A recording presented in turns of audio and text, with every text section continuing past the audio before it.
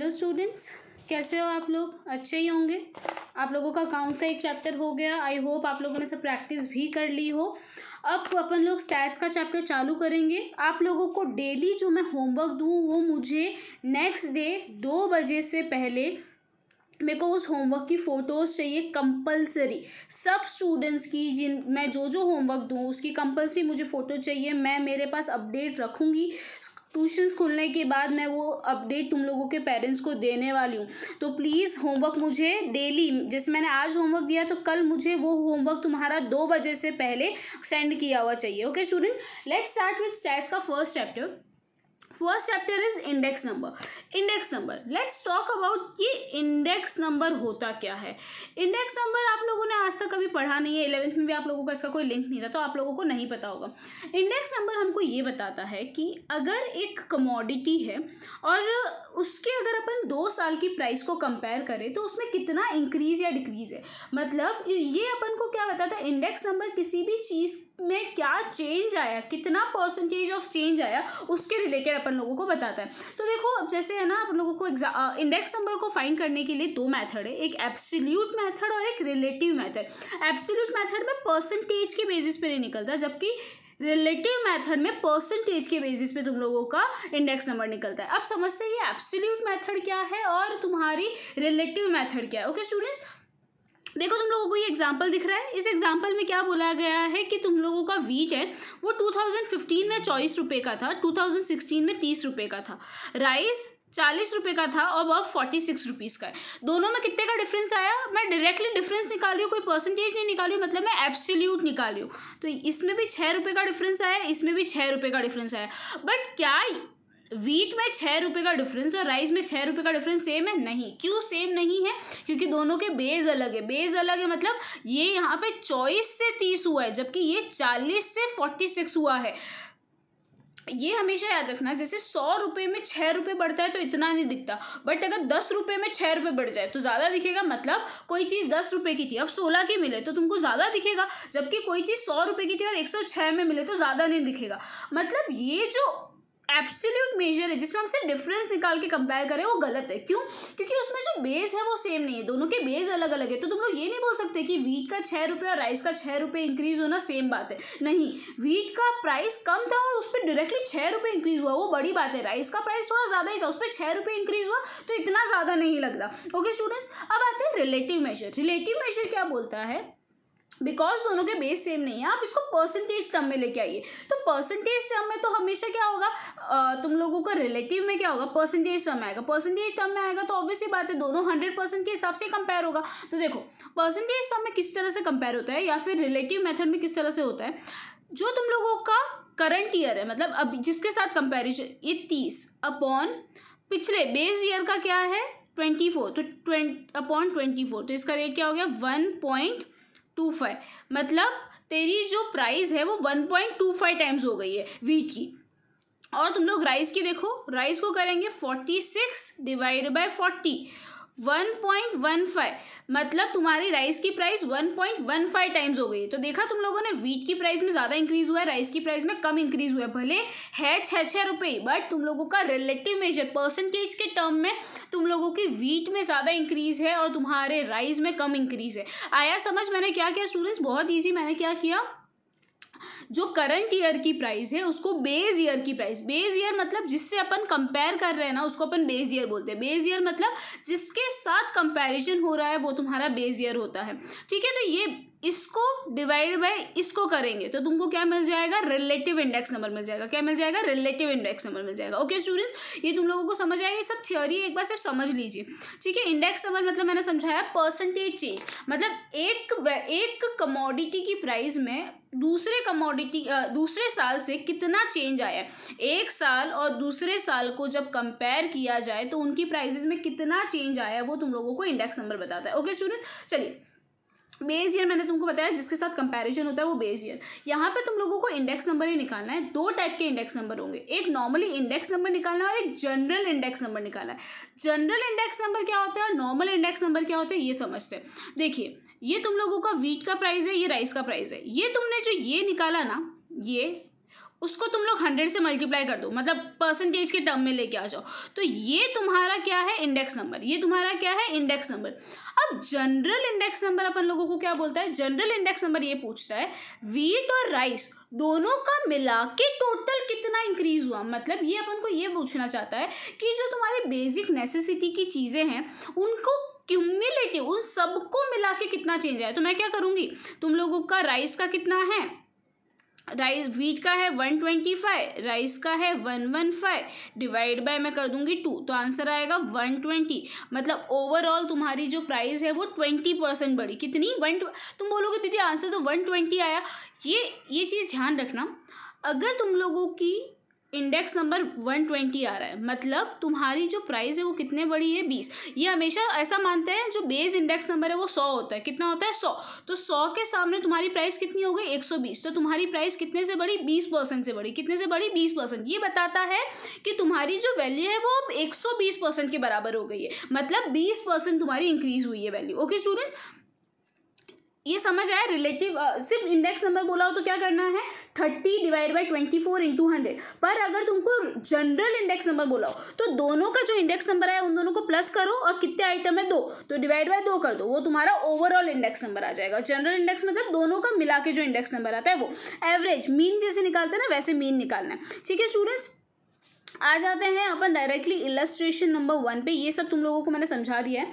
तुम लोगों को बस ये याद रखना है, ये इंडेक्स नंबर कैलकुलेट करने के 2 मेथड होते हैं। एक बेस में 2 होता है, एक होता है फिक्स्ड बेस, एक होता है फिक्स्ड बेस और एक होता है चेन बेस। 2 मेथड होती है, फिक्स्ड बेस और चेन बेस। फिक्स्ड बेस और चेन बेस। मैं पहला सम फिक्स्ड बेस का करवा रही हूँ, आराम से देखते हैं। अगर नहीं समझ आए तो मुझे वापस बोलना, मैं तुम लोगों को वापस सॉल्व करके भी वीडियो भेज दूंगी। ठीक है, स्टार्ट करते हैं इलस्ट्रेशन नंबर 1। इलस्ट्रेशन नंबर 1 क्या बोल रहा है, रीड करते हैं।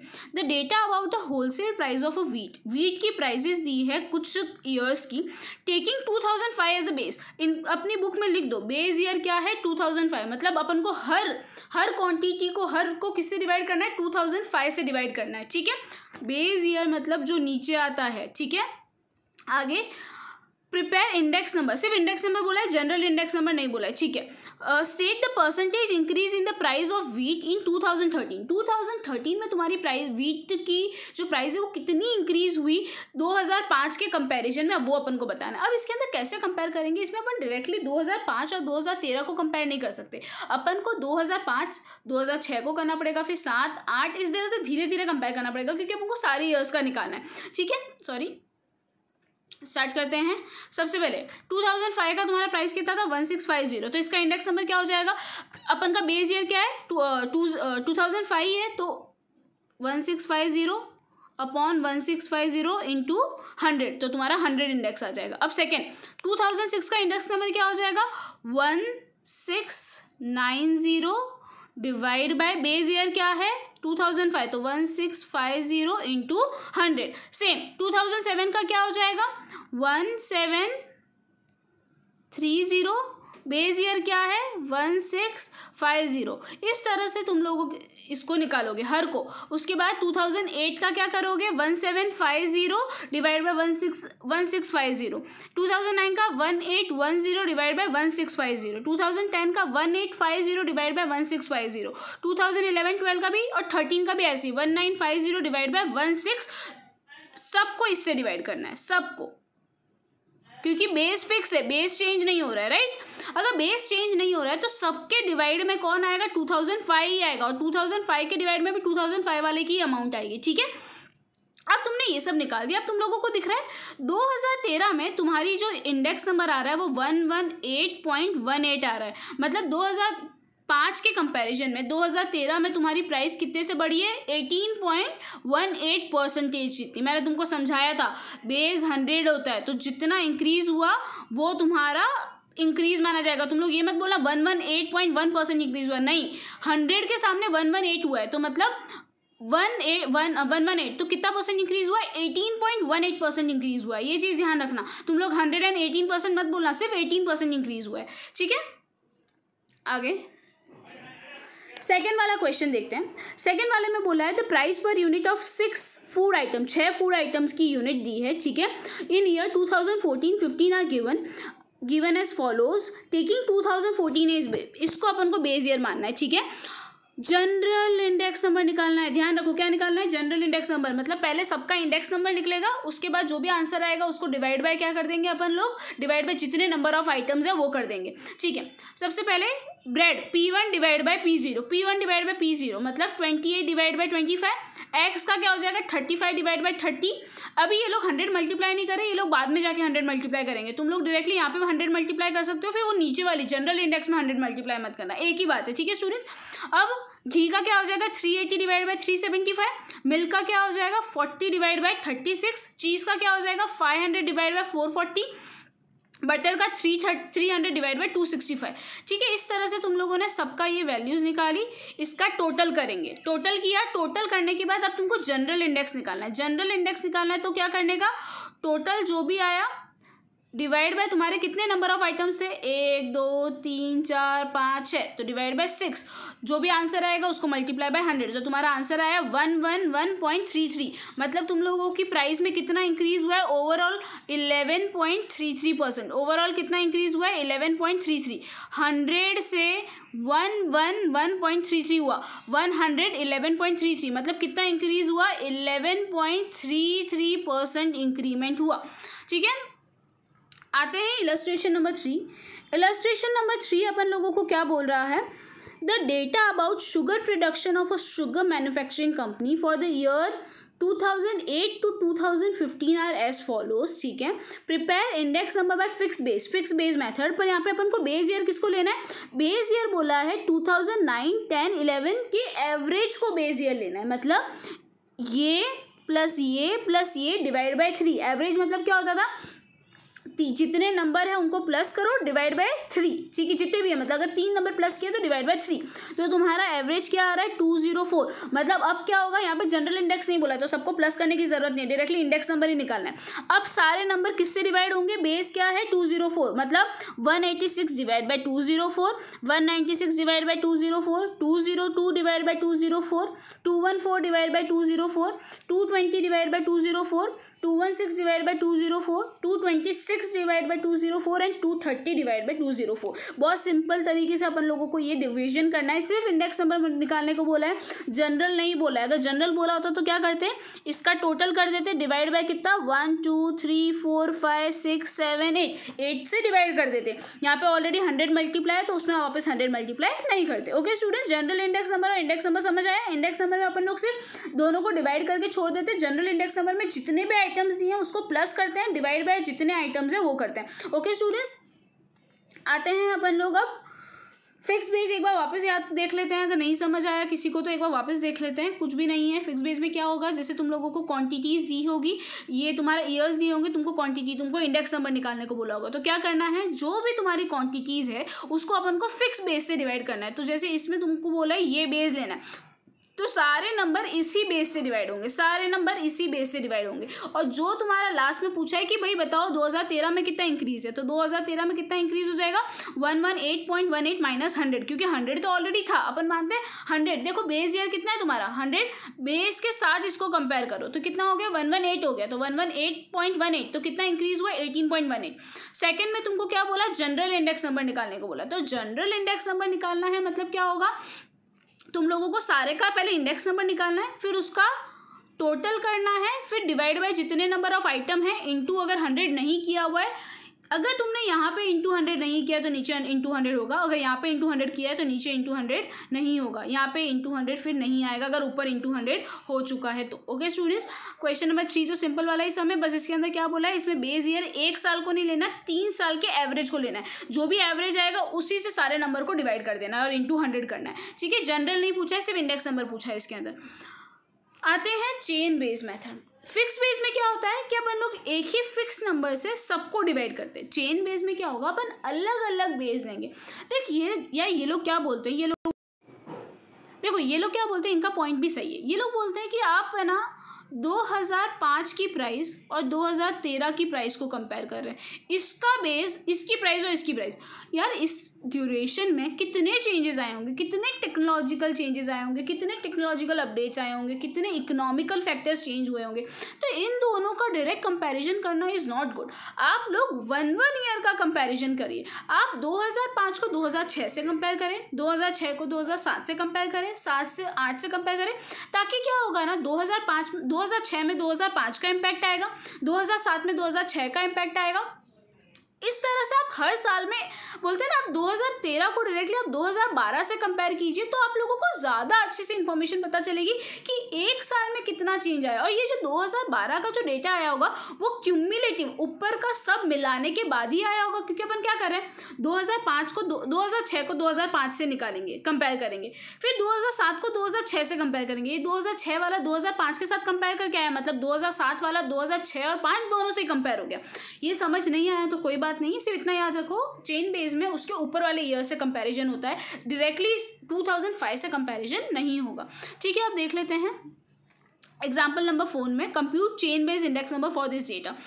तुम लोगों को क्या बोला है, जनवरी, मार्च, मई, जुलाई, सितंबर का प्राइजेस दिया है और चेन बेस मेथड से निकालना है। जनवरी, इसके पहले कोई ईयर नहीं दिया है, तो इसको 22 को डिवाइड बाय 22 ही करेंगे, तो 22 डिवाइड बाय 22 इंटू 100। तो हमेशा याद रखना, फर्स्ट ईयर का जो बेस ईयर होता है ना, उसका ईयर हमेशा 100 ही आएगा, इसका फर्स्ट का 100 ही आएगा चेन बेस में। सेकेंड, मार्च में क्या करेंगे, मार्च को इसके ऊपर वाले नंबर से डिवाइड करो, तो 21.20 डिवाइड बाई 22 इंटू 100, तो 96.36 आया।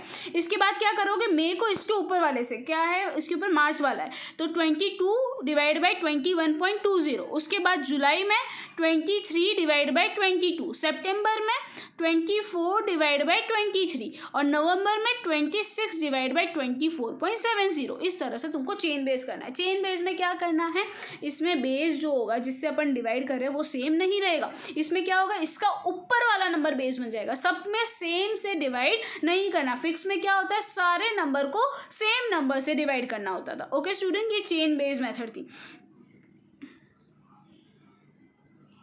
एक इलस्ट्रेशन नंबर 5 देख लेते हैं। The data about the purchase of groundnut by edible oil meal from the year 2008 to 2015 are as follow. Prepare the index number by fixed base से, fixed base में क्या करना है, 2008 को बेस लेना है। किसको बेस लेना है, 2008 को। और चेन बेस में तो पता ही अपन लोगों को ऊपर वाले को लेना है with the chain base and by, ठीक है। और एक तो अपन को फिक्स बेस से करना है, एक चेन बेस से करना है, and taking average quantity purchase in 2010 and 11। और एक बार अपन को बेस क्या लेना है, इन दोनों का एवरेज, मतलब 230 plus 250 divide by 2 is equals to 240। सबसे पहले अपन लोग फिक्स बेस वाला करते हैं। फिक्स बेस में क्या हो जाएगा, 230 डिवाइड बाई 230 इंटू 100, फिर 250 divide by 230 into 100, 230 divide by 230 into 100, 250 divide by 230 into 100, 270 divide by 230, सबको डिवाइड बाई 230 करना है। 280 divide by 230, 300 divide by 230, 300 divide by 230, ये तो इंटू 100 ही करना है, ठीक है। चेन बेस में क्या करेंगे, ऊपर वाले नंबर से डिवाइड करेंगे, तो फर्स्ट का तो 100 ही रहेगा, मैंने चेन बेस में समझाया था। सेकंड का क्या हो जाएगा, 250 डिवाइड बाई 230, सेकंड में क्या होगा, 230 डिवाइड बाई 250, थर्ड में क्या होगा, 250 डिवाइड बाई 230, फिर 270 divide by 250, 280 divide by 270, 300 divide by 280 और 300 डिवाइड बाई 300। इस तरह से तुम लोग कंपेयर करोगे। और लास्ट में क्या बोला था, तुमको बेस क्या लेना है, 2 साल का एवरेज। तो सारे नंबर को किससे डिवाइड कर दोगे, 240 से, मतलब 230 divide by 240, 250 divide by 240, 230 divide by 240, 270 divide by 240, 280 divide by 240, 300 divide by 240 और 300 डिवाइड बाई 240, सबको 240 से डिवाइड कर दोगे। स्टूडेंट समझ आया, फिक्स्ड में एक फिक्स अमाउंट से डिवाइड करते हैं, और चेन में उसके ऊपर वाले से अगर एवरेज बोला हो तो जो भी एवरेज आया उससे अपन लोगों को उन नंबर्स को डिवाइड करना है। बहुत ईजी चैप्टर है, सबसे ईजी चैप्टर तुम लोगों का स्टैट्स का यही है। इलस्ट्रेशन नंबर 6, ठीक है। इलस्ट्रेशन नंबर 6 आप लोग खुद ट्राई करेंगे।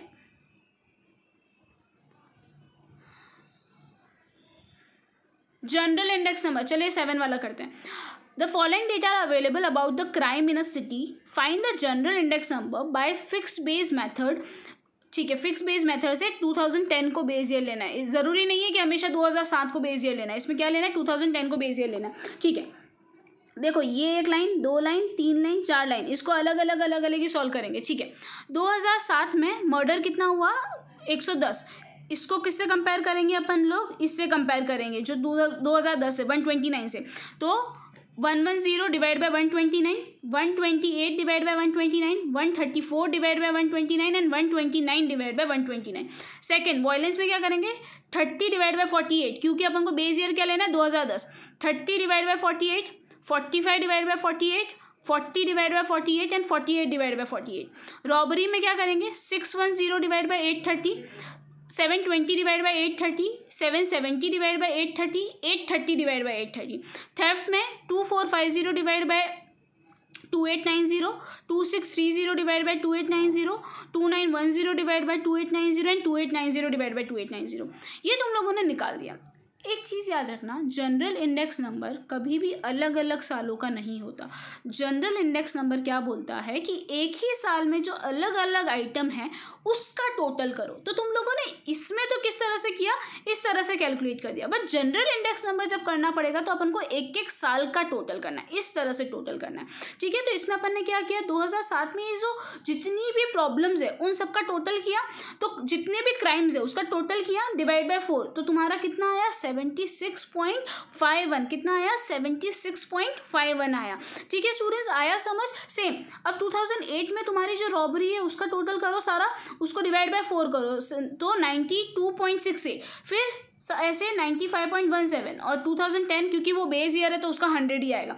तो तुमको दिख रहा है 2007 में तुम्हारी रॉबरी का परसेंटेज 76.51 था, 2008 में 92.68, 2009 में 95.17, और क्राइम का रेट डायरेक्टली 100 तक पहुंच गया 2010 में। ओके स्टूडेंट्स, बस ये याद रखना, जो जनरल इंडेक्स होता है वो एक पूरे साल का होता है, वो तुम लोग इसका टोटल करके नहीं कर सकते, वो तुमको कंपल्सरी ईयर, पूरे साल के जो अलग अलग आइटम्स है उसका टोटल करके डिवाइड बाय 4 करना होता है। ओके स्टूडेंट्स, एक्सरसाइज 1.1 तुम लोगों की होमवर्क रहेगी, और कोई इलस्ट्रेशन नंबर मैंने तुम लोगों को आई गेस 6 होमवर्क दिया। ये 5 सम मुझे तुम लोगों के कल 2 बजे से पहले एनी हाउ चाहिए। ओके स्टूडेंट्स, कोई डाउट्स हो तो मुझे बोल देना, कोई चीज़ समझ नहीं आई हो मैं तुम लोगों को फ़ोन पे वापस समझा दूंगी।